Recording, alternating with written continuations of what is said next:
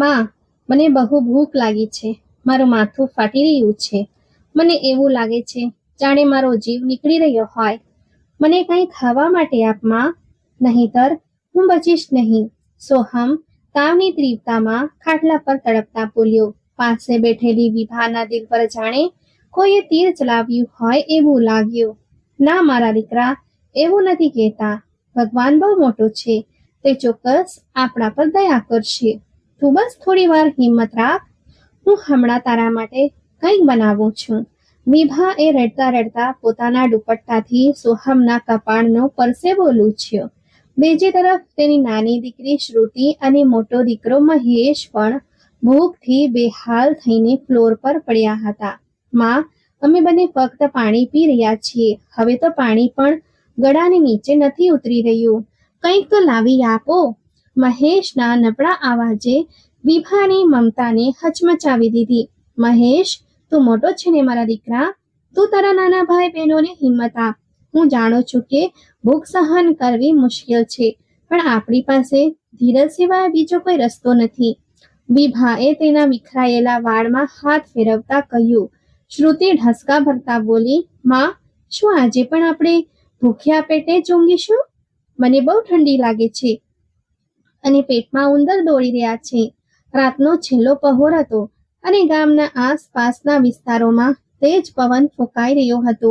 માટીના એ જર્જરિત ઘરમાં ગરીબી અને ભૂખનું શાસન હતું.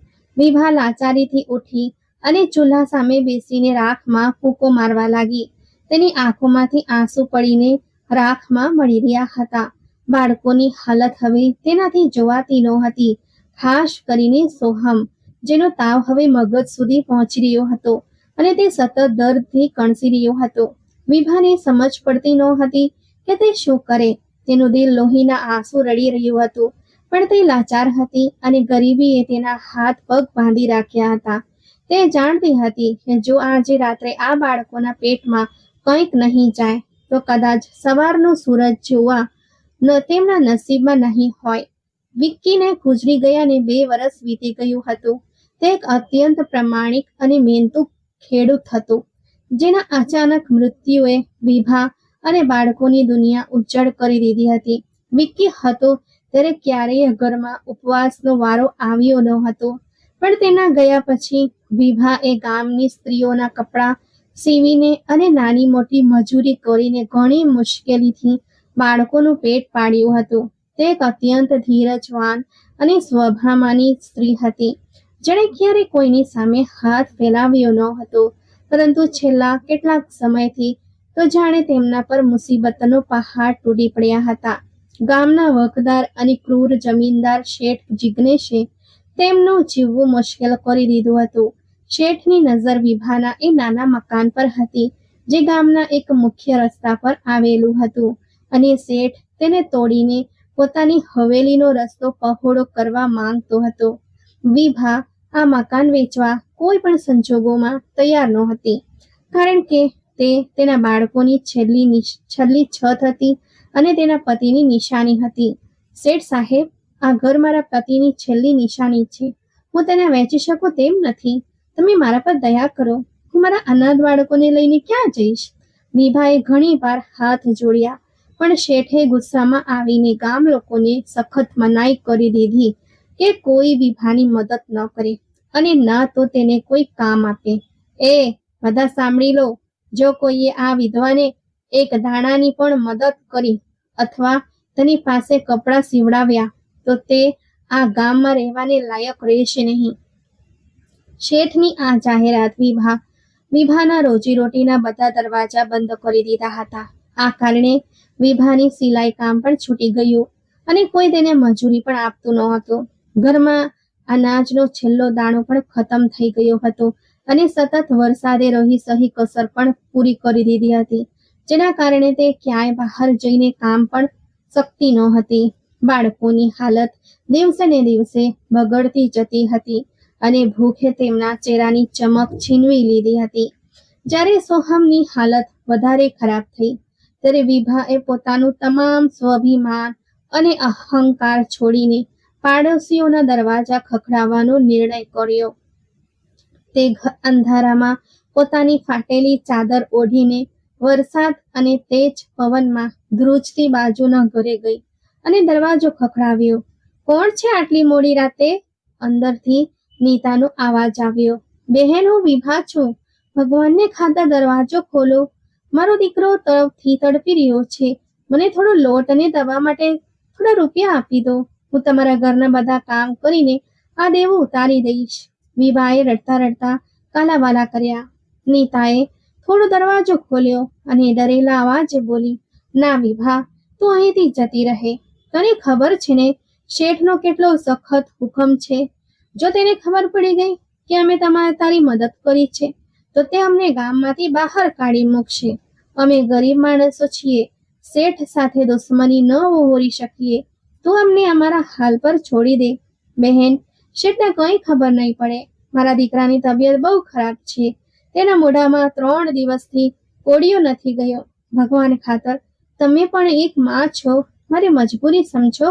વિભાએ નીતા સામે હાથ જોડ્યા અને તેના ઉંબરા પર પડી ગઈ. એટલામાં નીતાનો પતિ પણ બહાર આવી ગયો અને ગુસ્સાથી બોલ્યો, બેન, તો કેમ અમારા જીવ માટે આફત બની છે? જા, શેઠ પાસે જઈને વિનંતી કર. અમે ગરીબ લોકો છીએ. અમારી પાસે તને આપવા માટે કંઈ નથી. જો શેઠના માણસોએ તને અહીં જોઈ લીધી તો અમારી ઝૂંપડી પણ સળગાવી દેશે. જા અહીંથી. આ કહીને તેણે નીતાને પાછળ ખેંચી અને નિર્દયતાથી દરવાજો બંધ કરી દીધો. વિભા તૂટેલા દિલ સાથે આગલા દરવાજા તરફ ગઈ, પણ ત્યાંથી પણ તેને આ જ જવાબ મળ્યો. કોઈ પણ શેઠના ડરથી તે નિરાધાર વિધવાની મદદ કરવા તૈયાર નહોતું. વિભા રડતી હાલતમાં ખુલ્લા આકાશ નીચે ઊભી રહી અને પછી વરસાદમાં પલળતી ખાલી હાથે પાછી આવી ગઈ અને પોતાના ઘરના ઉંબરે પડીને ધ્રુસકે રડવા લાગી. આ એ જ શેઠ હતો જે છેલ્લા કેટલાક મહિનાઓથી તે પોતે એક રહસ્યમય અને પીડાદાયક બીમારીનો શિકાર હતો. તેના આખા શરીરમાં દરેક સમયે આગ જેવી બળતરા થતી હતી અને એવું લાગતું હતું જાણે કોઈ તેના હાડકાને બાળી રહ્યું હોય.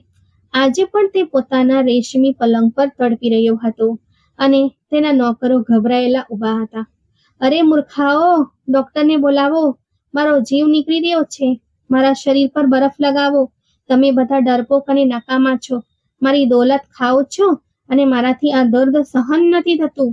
તે ગુસ્સામાં ચીસો પાડી રહ્યો હતો અને તેણે દવાનો પ્યાલો ઉપાડીને દિવાલ પર માર્યો. મોટા મોટા હકીમો અને ડોક્ટરો તેની સારવાર કરવામાં નિષ્ફળ રહ્યા હતા. આ બીમારીએ તેને પલંગવશ કરી દીધો હતો, પણ તેનો અહંકાર અને ઘમંડ જરાય ઓછો થયો ન હતો. તે હજી પણ ગરીબ ખેડૂતોને તેમના નાના નાના દેવા માટે અપમાનિત કરતો હતો. વિભાને યાદ આવ્યું જ્યારે થોડા દિવસ પહેલા તે શેઠની હવેલીએ ગઈ હતી. શેઠજી, મારા બાળકો ભૂખ્યા છે. મને થોડું રાશન આપી દો. હું તમારા ખેતરોમાં કામ કરીને બધું દેવું ઉતારી દઈશ. તમારી આટલી મોટી હવેલી છે, આ ગરીબ વિધવાની મદદ કરો. વિભાએ કરગરીને કહ્યું હતું. શેઠે તેને ધિક્કારથી જોતા અને ઉઘરસ ખાતા કહ્યું હતું, તને શરમ નથી આવતી મારી પાસે આવીને ભીખ માંગતા? જો તને તારા બાળકોની આટલી ચિંતા હોય તો તે મકાનવાળા નામે કરી દે. હું તને રાશન પણ આપીશ અને પૈસા પણ. નહીતર મારી પાસે તારા માટે કોઈ નથી. હું કોઈ અનાથ આશ્રમ નથી ચલાવી રહ્યો. મારી નજરોથી દૂર થઈ જા. અને પછી શેઠ એ પોતાના માણસો પાસે વિભાને ધક્કા મરાવીને હવેલીમાંથી બહાર કઢાવી મૂકી હતી. એ દૃશ્ય યાદ કરીને વિભાનું દિલ આજે પણ કંપી ઉઠતું હતું કે કેવી રીતે એક માણસ આટલો સંવેદનહીન અને ક્રૂર હોઈ શકે છે કે મોતને આરે ઊભો હોવા છતાં તેની અંદરથી ઘમંડ ગયો નથી. ઘરની અંદર દાખલ થતા જ વિભાને સોહમના કણસવાનો અવાજ આવ્યો. માં, મને બચાવી લે. મારા પેટનો દુખાવો સહન નથી થતો. મારાથી હવે આ ભૂખ નથી સહેવાતી. મહેશ પણ હવે ઠંડી અને ભૂખને કારણે રડવા લાગ્યો હતો અને શ્રુતિ તો બેભાન જેવી થઈને પડી ગઈ હતી. વિભા પાગલની જેમ ઊભી થઈ. તેને સમજાતું ન હતું કે તે શું કરે. તેનું પોતાનું પેટ પણ ભૂખને લીધે પીઠ સાથે ચોંટી ગયું હતું. પણ તેની પોતાની નહીં, બાળકોની ચિંતા હતી. તેને તેના વડીલો પાસેથી સાંભળેલી એક જૂની વાર્તા યાદ આવી. કે કેવી રીતે એક લાચાર માએ બાળકોને ફોસલાવવા માટે ભાંડોમાં પથ્થર ઉકાળ્યા હતા અને બાળકો ખાવાની રાહ જોતા જોતા સૂઈ ગયા હતા. તે સમયે તેની પાસે આ ખોટા દિલાસા સિવાય બીજો કોઈ રસ્તો બચ્યો ન હતો. વિભાએ પોતાના આંસુ લૂછ્યા અને ઘરના પાછળના ભાગ તરફ ગઈ. ત્યાં એક પ્રાચીન ખંડેરનો કાટમાળ પડ્યો હતો, જે વરસાદને કારણે વધુ જર્જરિત થઈ ગયો હતો. કહેવાય છે કે તે સેંકડો વર્ષો પહેલા અહીં કોઈ બહુ મોટા અને પરોપકારી હકીમ રહેતા હતા, જેમનો ડેરો હવે ખંડેરમાં ફેરવાઈ ગયો હતો અને લોકો તે તરફ બહુ જતા ન હતા. વિભા અંધારામાં ફાંફા મારતી વરસાદના પાણીથી લથપથ માટી અને કાટમાળ પાસે પહોંચી.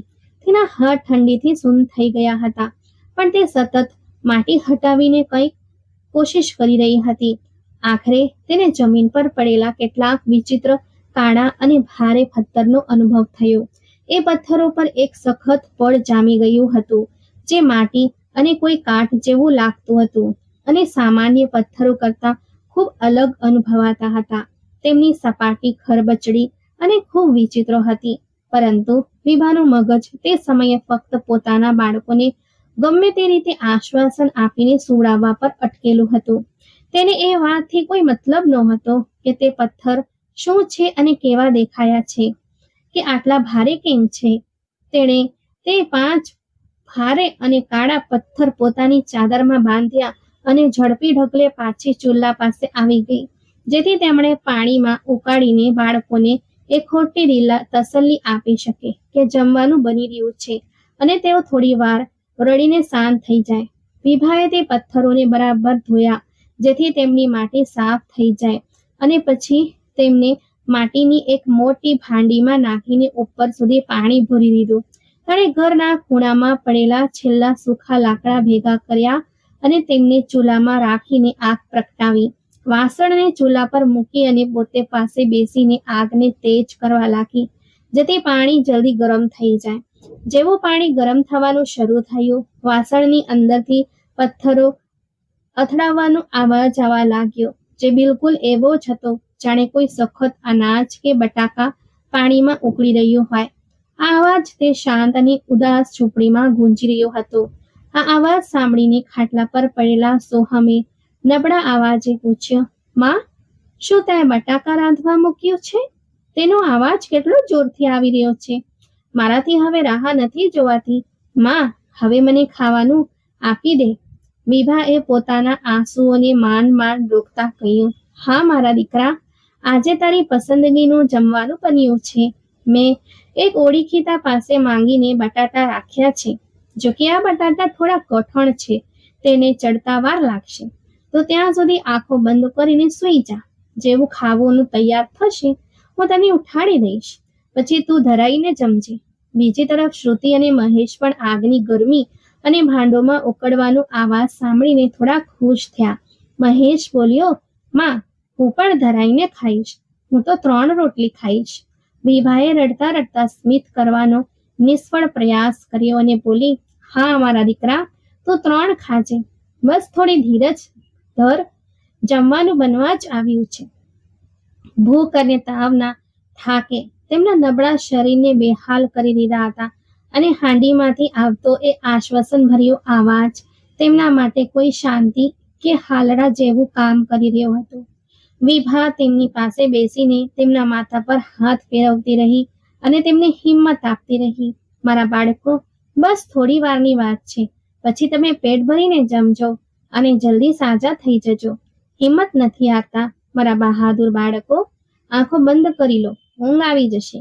વિભાનો મીઠો આવાજ અને ચૂલાની હૂંફે બાળકોની ભારે આંખો પર ઊંઘ લાવી દીધી અને તેઓ થાકીને નિદ્રાધીન થઈ ગયા. પરંતુ વાસણની અંદર તે વિચિત્ર પથ્થરો હવે પૂરી તીવ્રતાથી ઉકળી રહ્યા હતા, અને વિભા જાણતી નહોતી કે તે કઠણ પડની અંદર કયું રહસ્ય છુપાયેલું છે, જે તેની અને તેના બાળકોની કિસ્મત બદલી નાખવાનું હતું. વિભા થોડી વાર સુધી પોતાના સૂતેલા નિર્દોષ બાળકોના કરમાયેલા ચહેરા જોતી રહી, જેના પર ભૂખની પીડાશ સ્પષ્ટ દેખાતી હતી. તેનું દિલ એક અજીબ વેદના અને દુઃખની પકડમાં હતું, અને આંખોમાંથી આંસુની ધાર રોકાવાનું નામ લેતી નહોતી.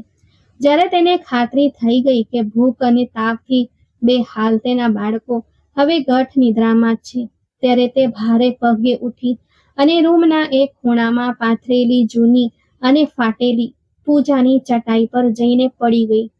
તેનું મસ્તક જમીન પર હતું અને તેના ઢસકા તે શાંત અને ઉદાસ ઝૂંપડીની દિવાલો સાથે અથડાઈ રહ્યા હતા.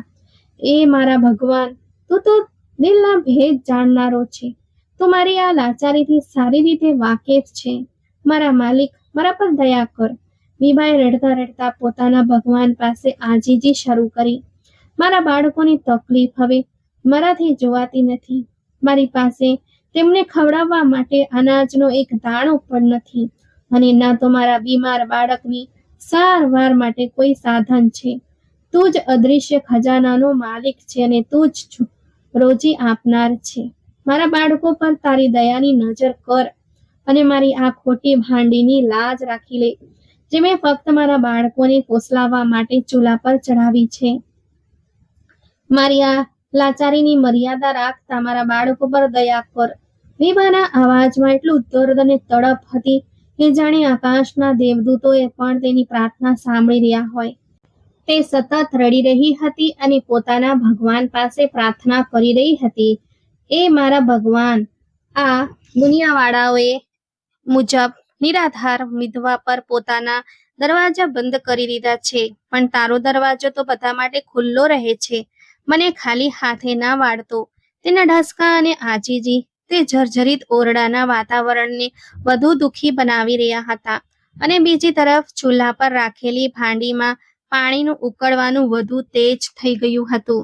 તે હકીકતમાં કોઈ સામાન્ય પથ્થર નહોતા, પરંતુ સદીઓ પહેલાના કોઈ પરોપકારી અને મહાન હકીમ દ્વારા બનાવવામાં આવેલા અત્યંત દુર્લભ અને કિંમતી રોગ નિવારક ઔષધિના ટુકડા હતા, જે તે જ્ઞાની હકીમે રોગચાળા અને જીવલેણ બીમારીઓથી બચવા માટે તૈયાર કરીને માટી અને ઝાડની આવરણના એક અત્યંત સખત પડમાં સુરક્ષિત કર્યા હતા. આજે સતત ઉકળતા ગરમ પાણી અને ચૂલાની તેજ આગની ગરમીએ તે પથ્થર જેવા ટુકડાઓ પર ચડેલું સખત કવચ ઓગાળવાનું શરૂ કરી દીધું હતું અને તેમની અંદર સદીઓથી છુપાયેલું તે આશ્ચર્યજનક રહસ્ય પાણીમાં ધીમે ધીમે ઓગળવા લાગ્યું હતું. બીજી તરફ તે જ ગામના બીજા છેડે આવેલી શેઠ જિજ્ઞેશની ભવ્ય હવેલીમાં રાતનો સન્નાટો એક વિચિત્ર બેચેનીમાં ડૂબેલો હતો. શેઠ પોતાના રેશમી અને મખમલી પલંગ પર જીવન મરણની લડાઈ લડી રહ્યો હતો. તેના શરીરનો દુખાવો હવે તેની સહન શક્તિથી બહાર થઈ ગયો હતો અને તેને પોતાનું આખું શરીર કોઈ ભઠ્ઠીમાં બળતું હોય તેવું લાગતું હતું. તેણે તકલીફની તીવ્રતાથી કણસતા પોતાના પાસે ઉભેલા નોકરો પર ચીસો પાડવાનું શરૂ કર્યું. અરે મૂર્ખાઓ, તમે બધા અહીં પૂતળા બનીને કેમ ઊભા છો? જાઓ, કોઈ મોટા ડોક્ટર કે હકીમને બોલાવી લાવ. મારું શરીર આગની જેમ બળી રહ્યું છે અને હું આ દર્દથી ખતમ થઈ જઈશ. કંઈક કરો. શેઠના અવાજમાં ગુસ્સા કરતા હવે ડર અને લાચારી વધુ દેખાતી હતી. તેનો સૌથી જૂનો અને વફાદાર નોકર દીપુ આગળ વધ્યો અને હાથ જોડીને બોલ્યો, શેઠજી, અમે શહેરના સૌથી મોટા ડોક્ટરોને બતાવી લીધું છે અને આસપાસના બધા પ્રસિદ્ધ હકીમોની દવાઓ પણ આજમાવી લીધી છે, પણ કોઈ દવાની કોઈ અસર નથી થઈ રહી. તે બધા તમારી આ બીમારીને અસાધ્ય જાહેર કરી ચૂક્યા છે. અમે ગરીબ નોકરો ભલા બીજું શું કરી શકીએ?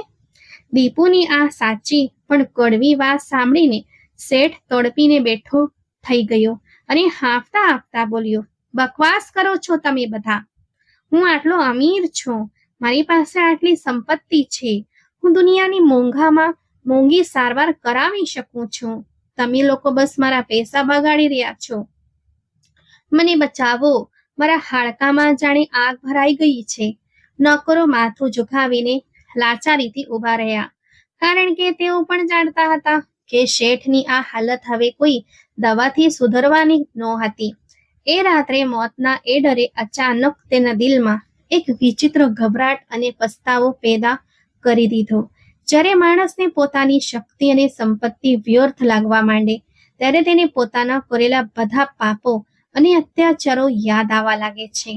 શેઠના મગજ સામે અચાનક વિભાનો આંસુઓથી ભીંજાયેલો ચહેરો તરી આવ્યો. જ્યારે તે થોડા દિવસો પહેલા એ હવેલીમાં પોતાના બીમાર અને ભૂખ્યા બાળકો માટે ઉધાર માંગવા આવી હતી અને શેઠે તેને ધક્કા મારીને બહાર કાઢી મૂકી હતી. એ દૃશ્ય યાદ આવતા જ શેઠના દિલ પર જાણે કોઈએ ભારે પથ્થર મૂકી દીધો હોય એમ તેના શ્વાસ રૂંધાવા લાગ્યા. દીપુ, અહીં આવ, મારી પાસે બેસ. શેઠે હાંફતા હાંફતા નબળા અવાજે પોતાના નોકરને બોલાવ્યો. દીપુ જલ્દીથી આગળ વધ્યો અને શેઠના પલંગ પાસે જમીન પર બેસી ગયો.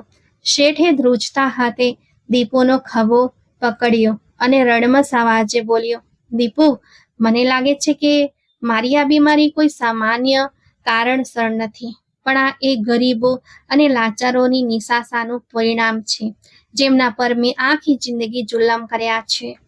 આજે મને તે નિરાધાર વિધવા બીભા બહુ યાદ આવી રહી છે, જેના અનાથ બાળકોના મોઢામાંથી મેં કોળિયો છીનવી લીધો હતો અને તેનું એકમાત્ર મકાન હડપવા માટે તેના માટે ગામના દરવાજા બંધ કરાવી દીધા હતા.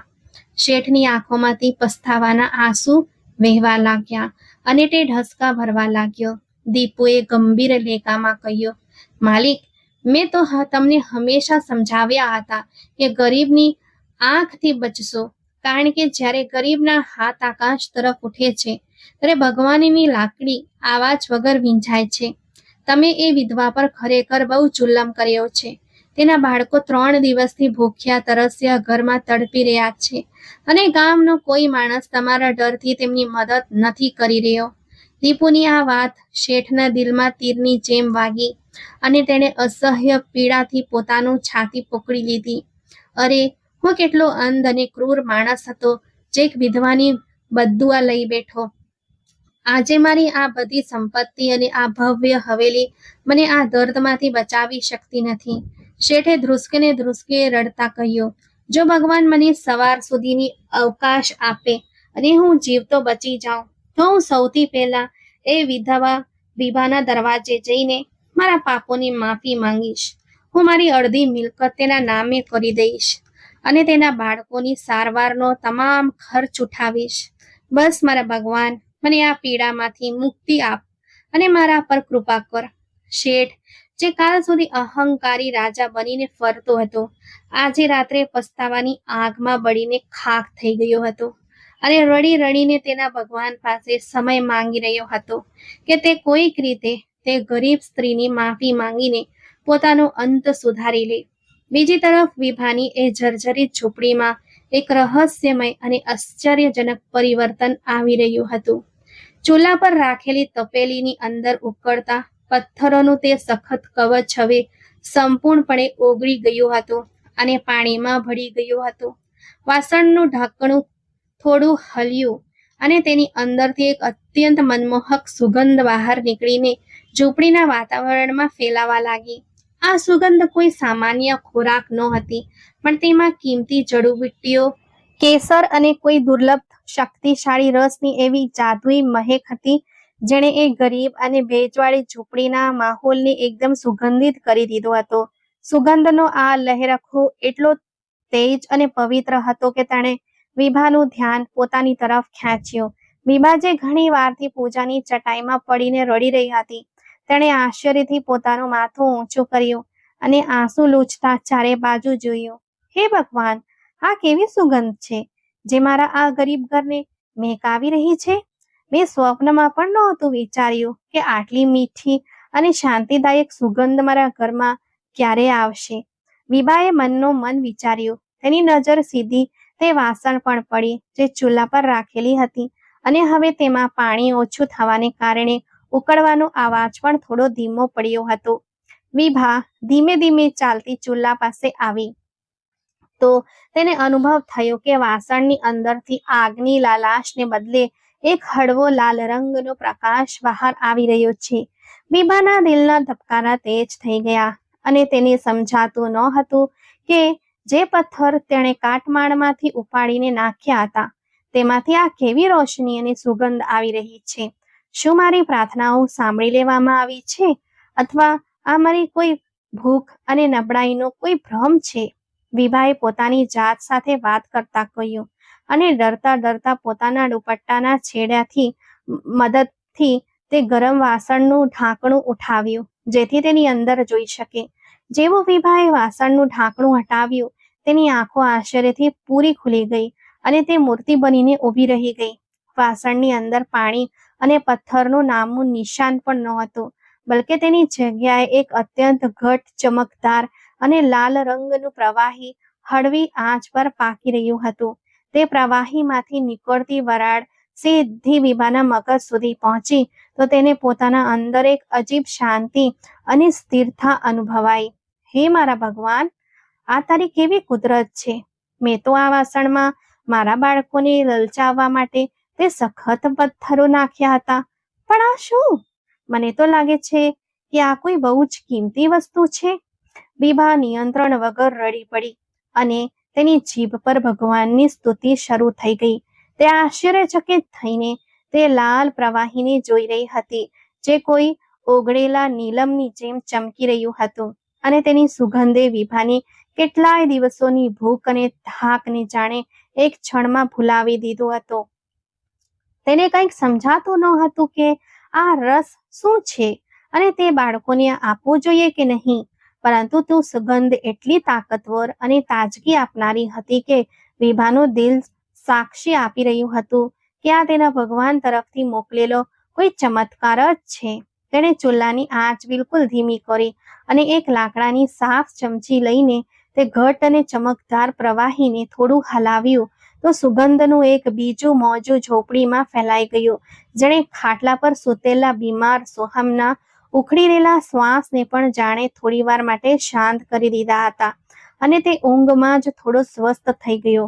જો કે તેની સુગંધથી જ એ અહેસાસ પાકો થઈ ગયો હતો કે તે કોઈ નુકસાનકારક વસ્તુ નથી, પરંતુ આખરે તે એક માં હતી. એ વિચારીને કે ક્યાંક આ કોઈ નુકસાનકારક વસ્તુ ન હોય અને તેના બાળકોને વધુ તકલીફ ના આપે, વિભાએ એક અત્યંત કઠોર નિર્ણય લીધો. તેણે પોતાની જાતને કહ્યું, હું એક માં છું.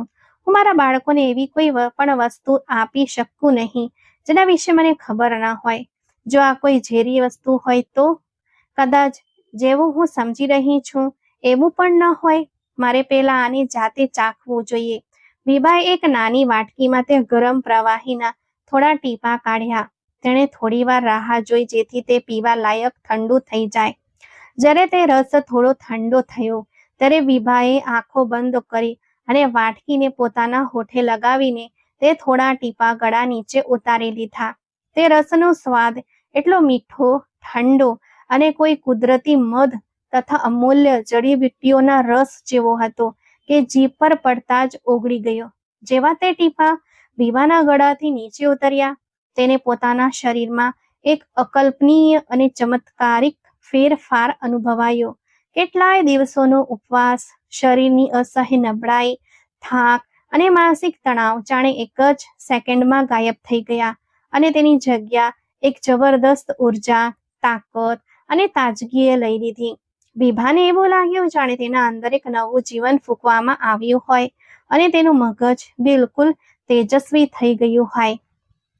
વિભા ખુશીના આંસુ સારતા બોલી અને તેણે ઝડપથી તે ચમકદાર રસની એક વાટકી ભરી અને ઝડપી ડગલે ખાટલા પર પડેલા પોતાના બીમાર દીકરા સોહમ તરફ વધી, જે મોતની બિલકુલ નજીક પહોંચી ચૂક્યો હતો.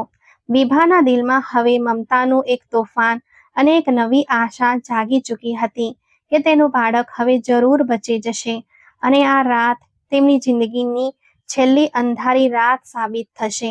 તે ઝડપી ઢગલે ચાલતી ખાટલા પાસે આવી જ્યાં તેનો દીકરો સોહમ જીવન મરણ વચ્ચે ઝોલા ખાઈ રહ્યો હતો અને તેના શ્વાસ ઉખડી રહ્યા હતા. વિભાએ પોતાના દુપટ્ટાનો છેડો તેના કપાળ પર ફેરવ્યો અને બહુ સાવચેતીથી તેનું માથું પોતાના હાથના ટેકે થોડું ઉપર ઉઠાવ્યું. સોહમ, મારા દીકરા, બસ એક ઘૂંટ પી લે. તારો બધો દુખાવો અત્યારે જ ખતમ થઈ જશે. વિભાએ ગળગળા અવાજે પણ મક્કમતાથી કહેતા તે વાટકી સોહમના સુખાયેલા હોઠો પર લગાવી દીધી. સોહમમાં એટલી તાકાત પણ ન હતી કે તે જાતે ઘૂંટણો ભરી શકે, પણ જેવા તે ચમકદાર લાલ દ્રવના થોડા ટીપા તેના મોઢામાં ગયા અને ગળાથી નીચે ઉતર્યા તો એક અકલ્પનીય અને હેરાન કરનારો ચમત્કાર જોવા મળ્યો. તે ટીપા કોઈ અમૃતની જેમ તેના નબળા અને તાવથી તપતા શરીરમાં ઉતરી ગયા અને થોડી જ ક્ષણોમાં સોહમના ઉખડેલા અને ઝડપી ચાલતા શ્વાસ બિલકુલ શાંત અને સામાન્ય થઈ ગયા. તેના કપાળ પર આવેલો ઠંડો પરસેવો સૂકવવા લાગ્યો અને તેના પીળા પડી ગયેલા ચહેરા પર જિંદગીની લાલી પાછી આવી ગઈ. સોહમે ધીમેથી પોતાની ભારે આંખો ખોલી અને નવાઈથી પોતાની માને જોવા લાગ્યો. માં, મને એવું લાગે છે જાણે મારા અંદર કોઈ તાકાત આવી ગઈ છે. મારા માથાનો દુખાવો અને પેટની બળતરા બિલકુલ ખતમ થઈ ગઈ છે અને મને એવું લાગે છે કે હું બિલકુલ ઠીક થઈ ગયો છું. સોહમએ બિલકુલ સાફ અને મજબૂત અવાજમાં કહ્યું અને જાતે જ ખાટલા પર બેઠો થઈ ગયો. વિભા પોતાના બાળકને આમ મોતના મુખમાંથી પાછો ફરતો અને સ્વસ્થ થતો જોઈને ખુશીથી રડી પડી અને તેણે સોહમને પોતાના હૃદય સરસો ચાંપી લીધો. હે મારા ભગવાન, તારો જેટલો પણ આભાર કરું તેટલો ઓછો છે. તે મારી ઉજ્જડ દુનિયાને ફરીથી વસાવી દીધી. વિભાએ આકાશ તરફ મોઢું કરીને કહ્યું અને પછી તે ઝડપથી ઊભી થઈ જેથી આ જ રસ તે તેના બાકીના બંને બાળકોને પણ પીવડાવી શકે જેઓ ફ્લોર પર ભૂખ અને ઠંડીથી બેહાલ થઈને સૂઈ રહ્યા હતા. તેણે શ્રુતિ અને મહેશને હલાવ્યા અને વારાફરતી તેમણે પણ આ રોગમુક્ત કરનાર રસના થોડા ટીપા પીવડાવ્યા. ટીપા અંદર જતા જ તે બંને બાળકોના શરીરમાં પણ એક વીજળી જેવી લહેર દોડી ગઈ અને તેઓ પણ તરત જ બેઠા થઈ ગયા. માજી, તમે આ શું પીવડાવ્યું છે? આની સુગંધ કેટલી સરસ છે અને આ પિતાની સાથે જ મારી બધી ભૂખ મટી ગઈ છે. મને તો હવે ઠંડી પણ નથી લાગી રહી. શ્રુતિએ નિર્દોષતાથી તેની માતા સામે જોતા કહ્યું અને મહેશ પણ આશ્ચર્યથી પોતાના હાથ જોઈ રહ્યો હતો જેમાં તેને એક અજીબ તાકાત અનુભવાઈ રહી હતી. વિભાએ તેના ત્રણેય બાળકોને હસતા રમતા અને તંદુરસ્ત જોઈને તેમણે ગળે લગાવી લીધા અને તે ઉદાસ ઝૂંપડીમાં ઘણા દિવસો પછી બાળકોનો ખિલખિલાટ ગૂંજવા લાગ્યો. તે ચમત્કારી રસની સુગંધ એટલી તીવ્ર અને મીઠી હતી કે તે માત્ર ઝૂંપડી સુધી મર્યાદિત ન રહી પરંતુ બારીઓ અને દરવાજાની તિરાડોમાંથી નીકળીને રાતની ઠંડી હવાના સહારે આ આખા મોહલ્લા અને આસપાસના ઘરો સુધી પહોંચવા લાગી. આ સુગંધ કોઈ સામાન્ય પરફ્યુમ કે ફૂલોની નહોતી પરંતુ તેમાં એક એવો કુદરતી અને આત્માને શાંતિ આપે તેવો અહેસાસ હતો જે સૂતેલા લોકોના મગજને પણ તાજગી આપી રહ્યો હતો. સવારના પહેલા કિરણની સાથે જ જ્યારે પક્ષીઓએ કલરવ શરૂ કર્યો ત્યારે તે સુગંધ વધુ ફેલાઈ ગઈ. બાજુના ઘરમાં નીતા જે આખી રાત એ અપરાધ ભાવમાં ઊંઘી શકી ન હતી કે તેણે એક નિરાધાર વિધવા અને તેના મરતા બાળકોને પોતાના દરવાજેથી હાંકી કાઢ્યા હતા. તે આ અજીબ સુગંધથી ચોંકીને જાગી ગઈ. તેણે ઊંડો શ્વાસ લીધો તો તેને લાગ્યું કે જાણે તેની બધી થાક દૂર થઈ ગઈ હોય. તે ઝડપથી પોતાના આંગણામાં આવી અને જોયું કે આ જાદુઈ સુગંધ વિભાના ઘર તરફથી આવી રહી છે. નીતાના દિલમાં એક ડર પેદા થયો કે ક્યાંક રાત્રે ભૂખ અને બીમારીથી વિભાના બાળકોનું મૃત્યુ તો નથી થઈ ગયું ને. તે ડરતા ડરતા વિભાના ઘર તરફ ગઈ અને તેની જર્જરિત દિવાલ પાસેથી અંદર જોયું તો તેની આંખો આશ્ચર્યથી પહોળી થઈ ગઈ. રાત સુધી જે બાળકો મરણ પથારીએ તરફડતા હતા અને જેમના મોઢામાં અનાજનો એક દાણો પણ નહોતો તેઓ હવે આંગણામાં પૂરી તાકાત સાથે દોડી રહ્યા હતા અને હસી રમી રહ્યા હતા.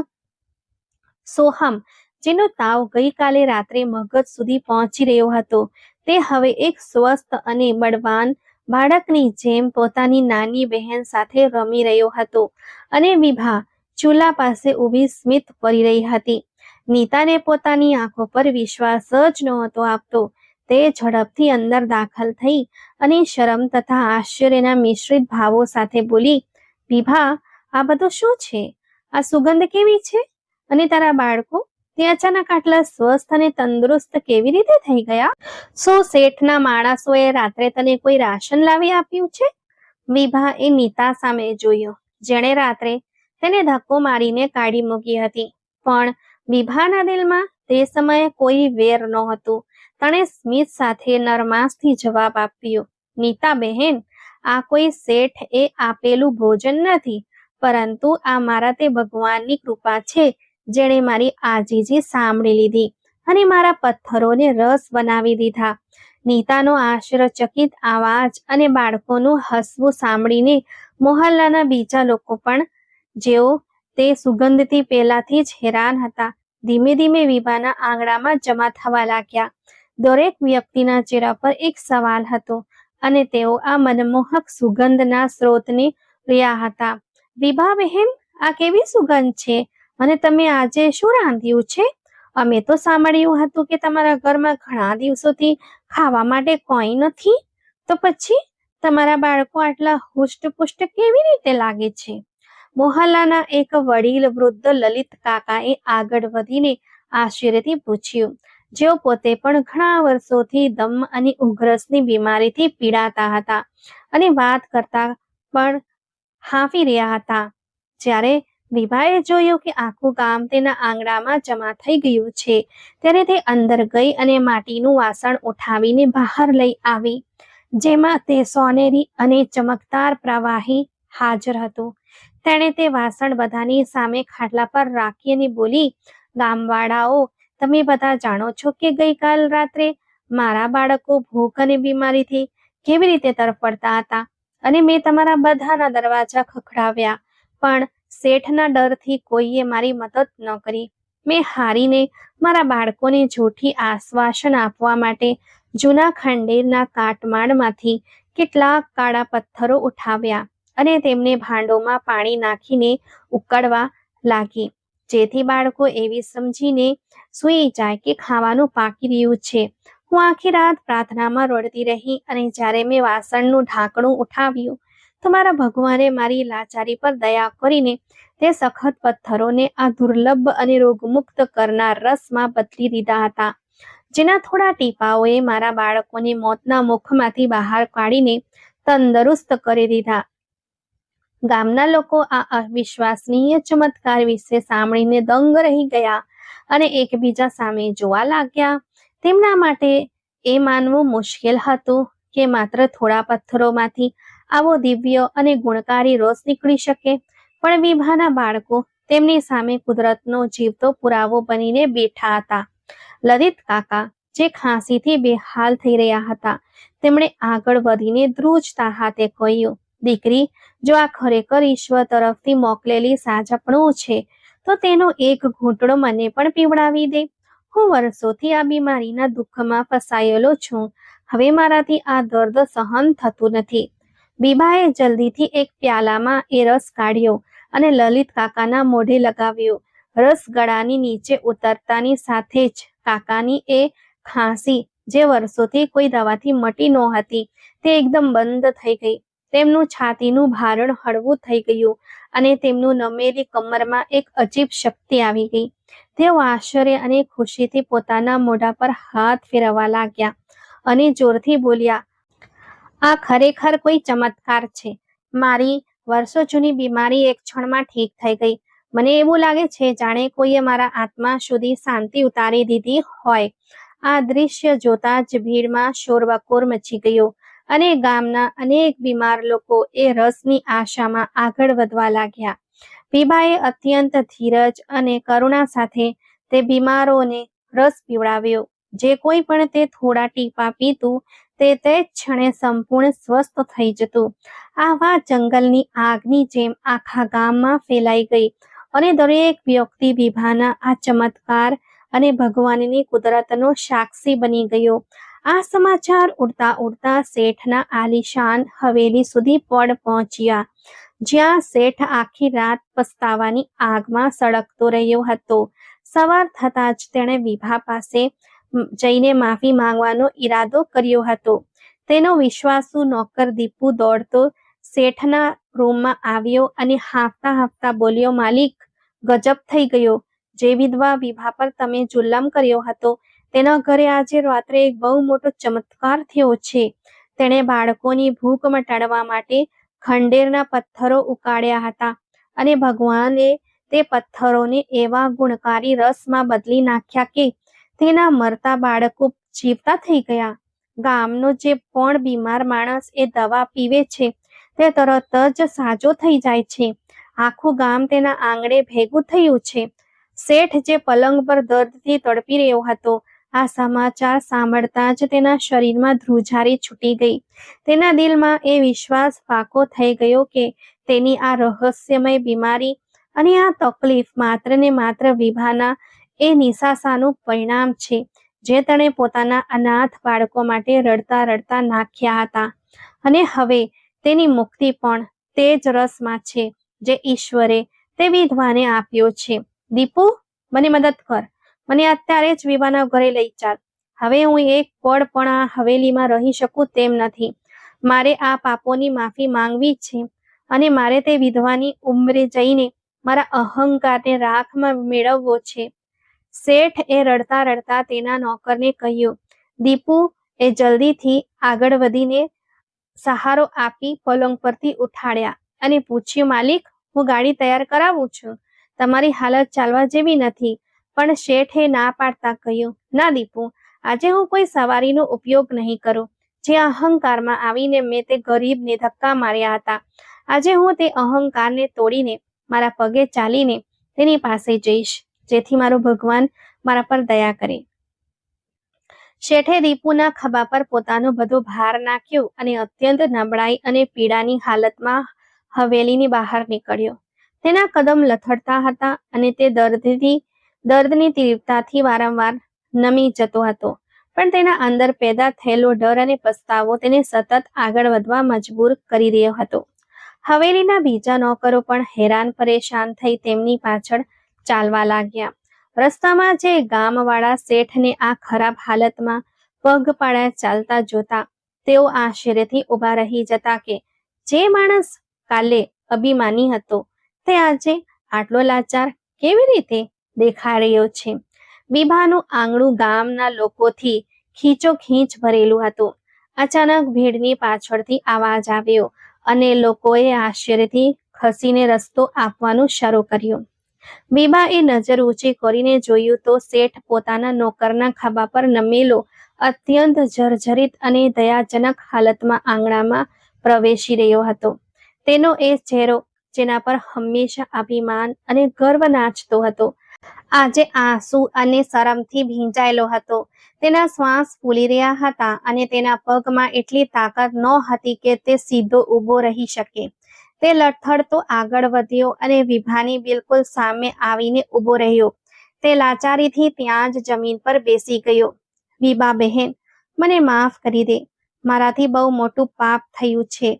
શેઠે ડૂસકા ભરતા અને હાથ જોડતા કહ્યું, મેં મારી સંપત્તિ અને સત્તામાં આંધળા થઈને તારા અને તારા અનાથ બાળકો પર જે જુલમ કર્યો છે, આજે રાત્રે મને તેની સજા મળી ગઈ છે. મેં આખી રાત નરકની આગમાં બળીને વિતાવી છે. મેં તારી પાસેથી કોળીઓ છીનવીને મારું જ નુકસાન કર્યું છે. આજે મારો એ બધો અહંકાર અને એ બધી દોલત રાખમાં મળી ગઈ છે જેનું મને ગર્વ હતું. ભગવાન ખાતર મારી સાચી માફી સ્વીકાર કરી લે અને મને માફ કરી દે. હું વચન આપું છું કે આજ પછી ક્યારેય આ મકાન તરફ મેલી આંખે નહીં જઉં અને હું મારી અડધી જમીન અને અડધી મિલકત તારા અને તારા બાળકોના નામે કરું છું. બસ મને આ સાજા કરનાર રસનો એક ઘૂંટણો આપી દે, જેથી હું આ બીમારીથી મુક્ત થઈ જાઉં. શેઠના આ શબ્દો સાંભળીને આખી ભીડમાં સન્નાટો છવાઈ ગયો. કોઈએ સપનામાં પણ વિચાર્યું ન હતું કે એ જુલ્મી અને નિર્દય શેઠ, જેના નામથી આખું ગામ ધ્રુજતું હતું, તે આજે એક નિરાધાર વિધવા સામે આ રીતે બેસીને માફી માંગશે. વિભા જે અત્યંત નરમ હૃદયની અને ધૈર્યવાન સ્ત્રી હતી, તેણે જ્યારે શેઠને આ હાલતમાં જોયો તો તેના દિલમાં કોઈ બદલો કે ગુસ્સો બાકી રહ્યો નહીં. તેણે પોતાની ચાદર સરખી કરી અને અત્યંત ગૌરવ અને ગંભીરતાથી બોલી, શેઠજી, મિલકત અને જમીનો તો આ દુનિયાવી વસ્તુઓ છે. મેં તો રાત્રે જ મારા પ્રભુની ખુશી માટે તમને માફ કરી દીધા હતા, કારણ કે જો હું તમારી પાસે બદલો લેત તો મારામાં અને તમારામાં શું તફાવત રહી જાત. સાજા કરવું મારા હાથમાં નથી, તે તો ફક્ત મારા માલિકના હાથમાં છે. જો તમે સાચા દિલથી પસ્તાવો કર્યો છે અને ભવિષ્યમાં ગરીબો પર જુલમ ન કરવાનો ઈરાદો કર્યો છે, તો ભગવાન તમને જરૂર માફ કરશે અને સાજા પણ કરશે. વિભાના આ સુંદર શબ્દોએ શેઠના દિલને વધુ પીગળાવી દીધું અને તે રડતા રડતા હા પાડવા લાગ્યો કે તે ભવિષ્યમાં ક્યારેય કોઈના પર જુલમ નહીં કરે. વિભાએ માટીનો એક સાફ પ્યાલો લીધો અને તેમાં તે ચમકદાર અને સુગંધિત રસ કાઢ્યો અને આગળ વધીને શેઠ તરફ ધર્યો. શેઠ એ ધ્રુજતા હાથે તે પ્યાલો પકડ્યો અને પૂરી શ્રદ્ધા સાથે એક જ શ્વાસમાં પી ગયો. રસ ગળાથી નીચે ઉતરતાની સાથે જ શેઠના શરીરમાં જે આગ મહિનાઓથી બળી રહી હતી તે એક જ ક્ષણમાં શાંત થઈ ગઈ અને તેના ચહેરા પર છવાયેલી પીડાશ ગાયબ થવા લાગી. તેના હાડકાનો એ અસહ્ય દુખાવો જેણે તેને ચાલવા ફરવા માટે પણ લાચાર કરી દીધો હતો, તે એવી રીતે ગાયબ થઈ ગયો જાણે ક્યારે હતો જ નહીં. શેઠે લાંબો અને શાંત શ્વાસ લીધો અને તેને અનુભવાયું કે તેના શરીરમાં એક નવી શક્તિ અને સ્ફૂર્તિ આવી ગઈ છે. તે કોઈ પણ સહારા વગર પોતાના પગ પર ઊભો થઈ ગયો અને તેની આંખોમાંથી કૃતજ્ઞતાના આંસુ વહેવા લાગ્યા. તેણે ભરેલી સભામાં મોટે અવાજે જાહેરાત કરી, લોકો સાક્ષી રહેજો, આજથી મારી અડધી મિલકત આ વિધવાની છે અને બાકીની અડધી મિલકતથી હું ગામના ગરીબો અને લાચારોની મદદ કરીશ, કારણ કે મેં જાણી લીધું છે કે જ્યારે ભગવાન ગરીબની સાંભળે છે ત્યારે મોટા મોટા શ્રીમંતોના સિંહાસન પણ ઉલટી જાય છે. શેઠને આ રીતે અચાનક મોત મોઢામાંથી નીકળીને સંપૂર્ણ સ્વસ્થ થતો જોઈને અને તેની જુબાની સાચો પસ્તાવો સાંભળીને ગામનો દરેક વ્યક્તિ આશ્ચર્ય અને શ્રદ્ધાના સમંદરમાં ડૂબી ગયો. તેમને ભગવાનનો આ શ્રેષ્ઠ ન્યાય અને કુદરત પોતાની આંખો સામે સ્પષ્ટ દેખાઈ રહી હતી કે કઈ રીતે ભગવાને એક નિરાધાર વિધવાના ધૈર્ય અને તેના ભાંડોમાં ઉકળતા થોડા પથ્થરો દ્વારા માત્ર તેને ઇજ્જત અને માલામાલ જ ન કરી, પણ એક જુલ્મી માણસને સાચો રસ્તો બતાવીને તેને માફી માંગવા પર મજબૂર કરી દીધો. આ મહાન ચમત્કાર અને ભગવાનની મહાનતાનો અનુભવ કરતા ગામનો દરેક વ્યક્તિ, ભલે તે અમીર હોય કે ગરીબ, પુરુષ હોય કે સ્ત્રી, આપોઆપ જમીન પર નમી પડ્યા. સૌની આંખોમાંથી આંસુ વહી રહ્યા હતા અને દિલમાં એક નવી રોશની પેદા થઈ હતી જેણે આ ગામની તકદીર બદલી નાખી હતી. વિભાનું એ નાનું અને ખખડધજ ઘર હવે હંમેશા માટે કૃપાનો અને ખુશીઓનું ધામ બની ચૂક્યું હતું. મિત્રો, જેનું કોઈ નથી હોતું તેનો ભગવાન હોય છે. ગરીબના નિસાસામાં બહુ તાકાત હોય છે અને માફ કરનાર વ્યક્તિ હંમેશા બદલો લેનાર કરતા મહાન હોય છે. તો મિત્રો, વાર્તા તમને કેવી લાગી? લાઈક કોમેન્ટ કરીને જરૂરથી જણાવજો. જો ચેનલ પર નવા છો તો સબસ્ક્રાઇબ કરજો. આભાર.